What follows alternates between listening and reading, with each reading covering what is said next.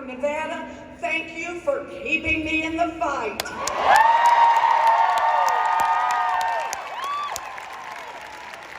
The race has been called. Bernie has won. Congratulations, Bernie. But I want to tell you something else that's going on.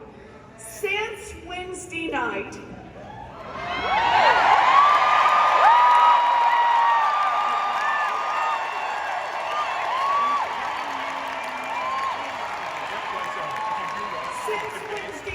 our support has been growing everywhere. Since I stepped on that stage, a 250,000 people have gone to ElizabethWarren.com and pitched in their $25. In 3 days, people have contributed $9 million to this effort.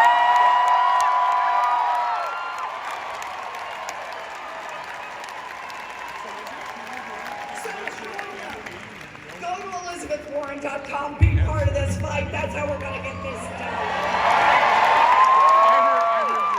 We have a lot of states to go, and right now I can feel the momentum. So let's stay in this fight. Because I'm here in Washington, I want to talk specifically for just a minute at the top about a threat that is coming our way. And it's a big threat, not a tall one, but a big one. Michael Bloomberg. Now this is important to pay attention to now, because he has skipped the first 4 states and he plans to come in on Super Tuesday and immediately afterwards here in Washington, drop hundreds of millions of dollars and buy this election. He argues that he is the safest bet to beat Donald Trump. He's not safe, he's just rich. And here's the problem. He's hiding his taxes. He doesn't want you to see them until after the election. Who knows what lurks there? He has a history now of harassing women and of gender discrimination, and he has defended racist policies like redlining and stop and frisk. So let's think about that. Billionaire who hides his taxes, has a bad history with women, and defends racist policies. Let me just put it this way.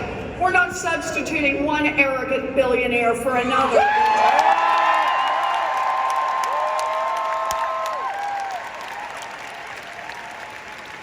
Because here's the thing.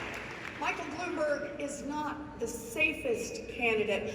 Michael Bloomberg is the riskiest candidate for the Democrats because he cannot win against Donald Trump.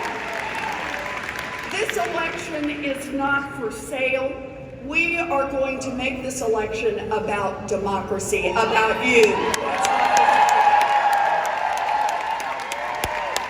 So understand this, why I am in this fight. Now look, I am not a lifelong politician, but I am a lifelong fighter.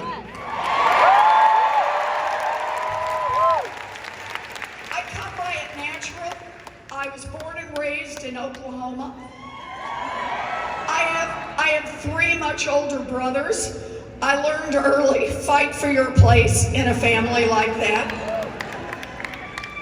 But I'm a kid who watched early on as our family had a lot of ups and downs. And when my daddy got sick, and we went a long, long time without money coming in, I watched with the family station wagon. We lost it. I listened to my mother cry at nights. And I remember when we were right on the edge of losing our home. You know what I remember best about that? I remember the day I stood in the doorway and watched as my mother pace back and forth. She had her slip on, her stocking feet, best dress laid out on the bed. She was 50 years old, she'd never worked outside the home, and she was terrified. But we were about on the edge of losing our house. And my mother stood there, she looked at me, she looked at that dress, she looked back at me, she walked over, pulled that dress on, and walked to the Sears Roebuck and got a minimum wage job answering phones. My mother saved our home, and more importantly, she saved our family. She taught me how to fight from an early age, fight for the people we love.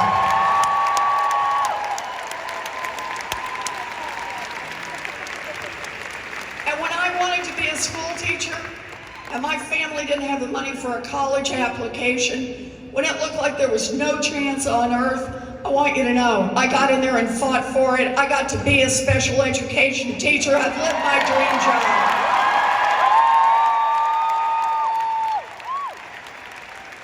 I learned to fight early on, but here's the thing. It's not enough just to fight. You gotta fight and have a plan to get things done.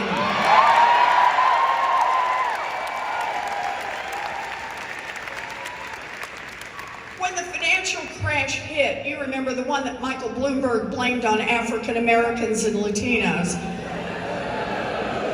When the financial crash hit, I watched up close and personal as families who thought they'd done everything right lost a home, lost a job, lost all of their savings. I watched people who thought they were solidly middle class suddenly finding out they had nothing, and in fact they were deep in debt, living out of their vans. And I watched as government turned its back on them, as government stood there and said, we got $700 billion to bail out the banks and we got nothing for families that got cheated. And I saw how wrong it was, and I said, I will get in this fight.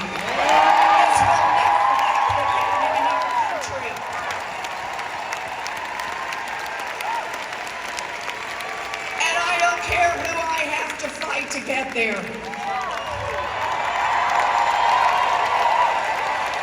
So I had an idea. I had an idea for a plan, for a consumer agency. Now I want to tell you about this agency.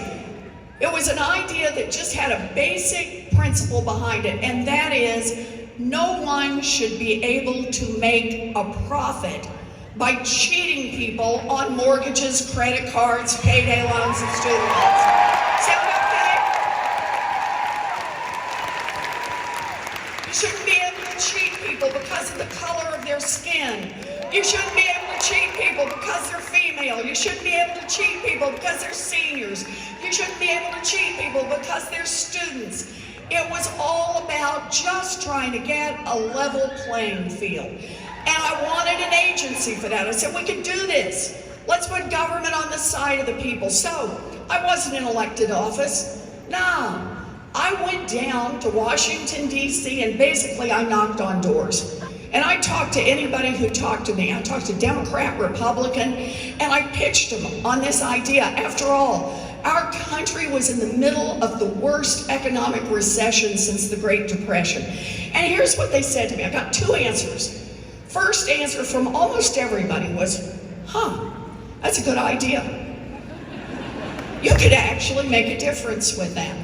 That is structural change. And the second was, don't even try. Don't even try, because you'll be up against big money, you'll be up against Wall Street, you'll be up against all the Republicans, and heck, you're going to be up against half the Democrats. You'll never get it done. I heard that and I thought, all I can hear him say is, fight harder. Fight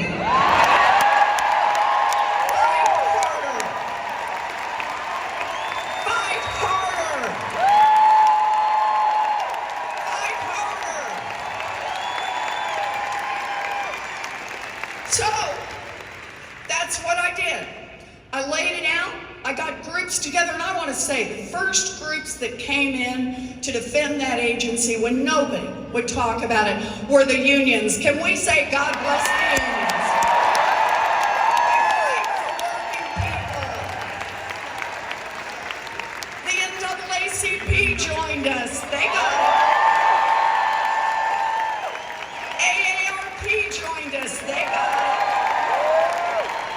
good old Consumers Union got in it. And that's the thing. We built a coalition.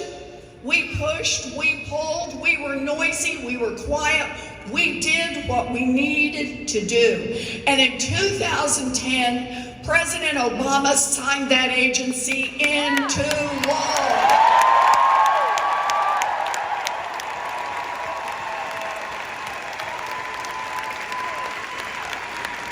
The banks said it would never get done. At one point, they were spending $1 million a day lobbying against them. But here's the thing, just a bunch of people getting organized, having a plan. We beat the banks and we won.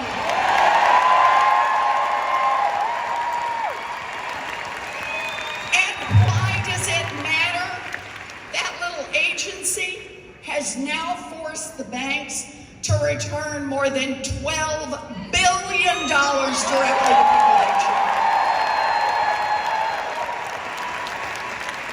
So I learned 2 lessons from that in Washington, not being a politician. The first one I learned is, you don't get what you don't fight for. And the second is we can make government work for the people. We can do this. So yeah, I am a fighter, but I am a fighter who gets things done. And right now, we got a lot that we need to get done. It is time for a wealth tax in America.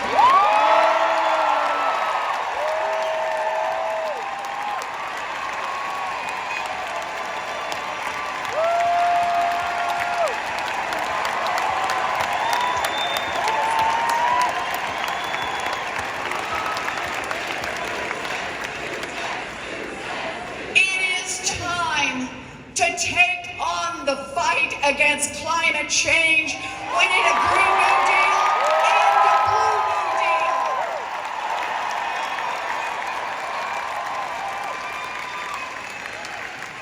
It is time to take on gun violence in this country.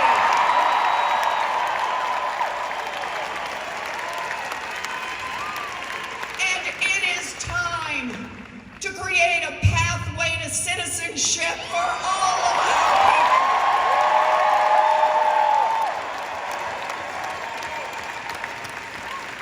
These are fundamental values that all progressives support. But the question has to be not just what we fight for, but what is our plan to get it done?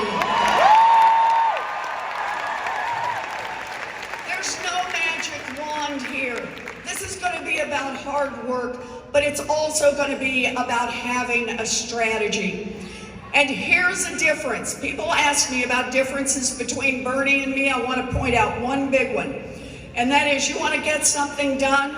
Bernie says we're going to keep the filibuster. I say Mitch McConnell is not going to get a veto over what we want to do.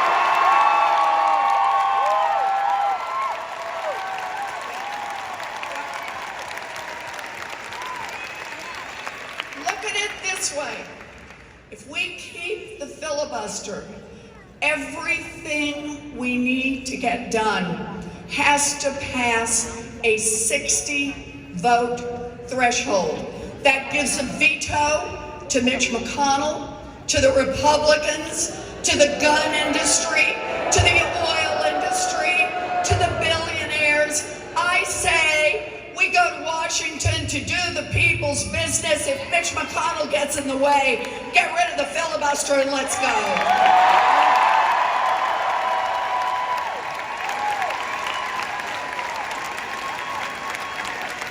Because understand this, I'm not in this fight to talk about change. I am in this fight to make change.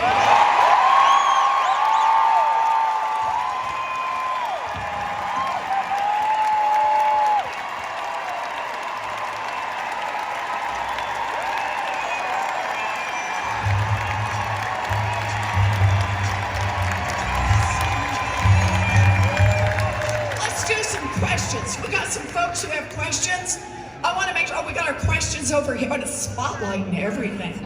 So let's do some questions and then we will get to that all-important selfie line.